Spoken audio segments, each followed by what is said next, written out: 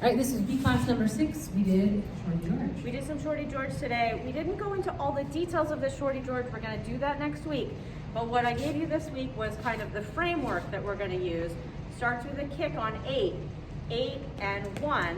So kick on 8, 8 and 1. We practice having bent knees, balls of our feet, and we're going to walk forward. 2, 3, 4, 5, 6, 7. Okay, so that's what we did for Shorty George. This happens after, at the very end of the repeated second time through of the whole first part of the shim sham. You do boogie back, 8 and 1, 2 and 3, 4 and 5, 6 and 7. Boogie forward, 8, 1, 2, 3, 4, 5, 6, 7. You do that again.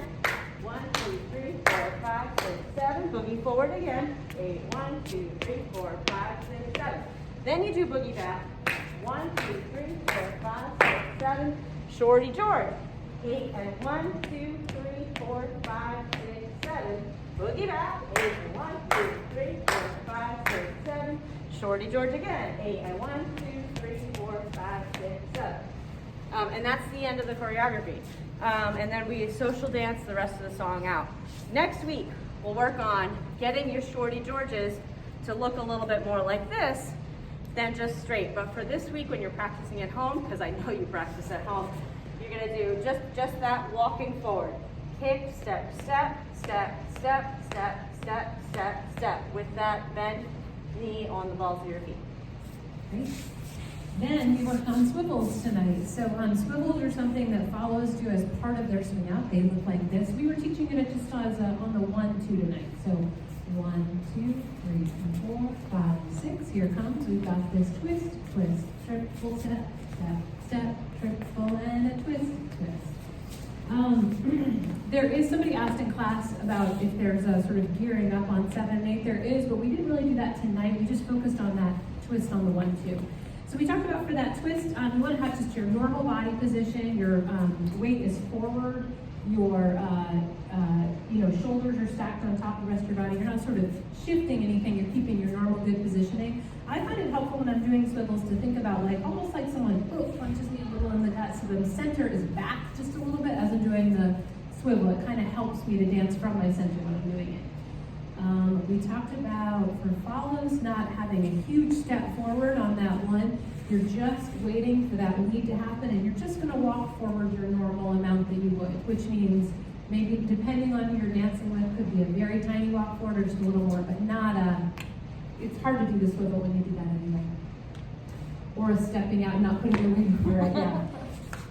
Leads were just, our goal in class for this part was just to keep a nice, steady, even swing out and not throw off what our partner was doing. Sometimes it's hard to keep that rhythm when somebody else is doing something that looks a little different, so we practice that. Anything else to say about swivels?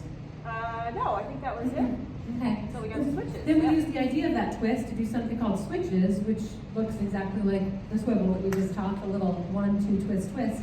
And we did kind of a classic move that looks like this. We did a 1, 2, 3, and 4, 5, 6, 7, and 8, and 1, 2, 3, 4, 5, 6, 7, and a 1, 2.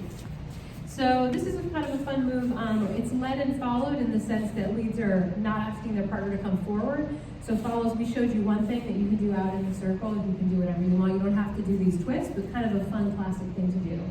Leads, to get into this, we did a slightly different footwork. On your last triple step, you're going to do a triple cross. So you're doing a right, left cross. If you don't know Suzy Q's, you can just do the step over. If you do know Suzy Q's, you can go right into your Suzy Q's and you're just moving around. You're just rotating as your partner rotates. So the whole footwork for leads to get into looks like this. Step, step, triple step, step, step, triple cross. 1, 2, 3, 4, 5, 6, 7. We talked about how leads are kind of the pivot point of this. You don't have to stay in one place, but you're kind of in the center of the circle, moving not too fast, and your follows moving around on the outside. For follows, when this starts to be led, if you've just finished an 8-count footwork, or any footwork, you're going to be on your left foot, and when your lead starts to rotate you around, you are going to just do your swivel, but you're going to be moving to the side, so you're going right, step out, except of course you'll be going in a circle. And you want to stay square to your partner, so wherever they rotate, you are going to rotate with them. 5, 6, 7, 8, 2, 3, 4, 5, 6, 7, 8. When it ends, your right leg should be free. You're going to keep on swiveling, but most likely they're going to send you in another swing out or something else that you can keep swiveling for. Yeah, leads, you can exit out of this anytime that your left foot is free. If you start this on a count 8, conveniently it'll be free on the count 1. So you're literally just going to walk right out of it into a swing out or whatever else you might want to do from there. Swing out's a convenient one. Yeah. That's you do. It was fun. This is a good classic one to have in your pocket. Fun one to bring out. And yeah, just to say, like, before we high five, you can do other things with swivels and maybe or with switches, and we might, I don't know. Maybe next week we'll we show might do you. some of that next week, but just know that you can do lots of different things. And you can do stuff with your arm because you have a free arm when you're only connected with one. So don't forget about that arm, and you can do something sassy with it if you want. Now we can high five. Thank goodness. Good job, you guys, tonight.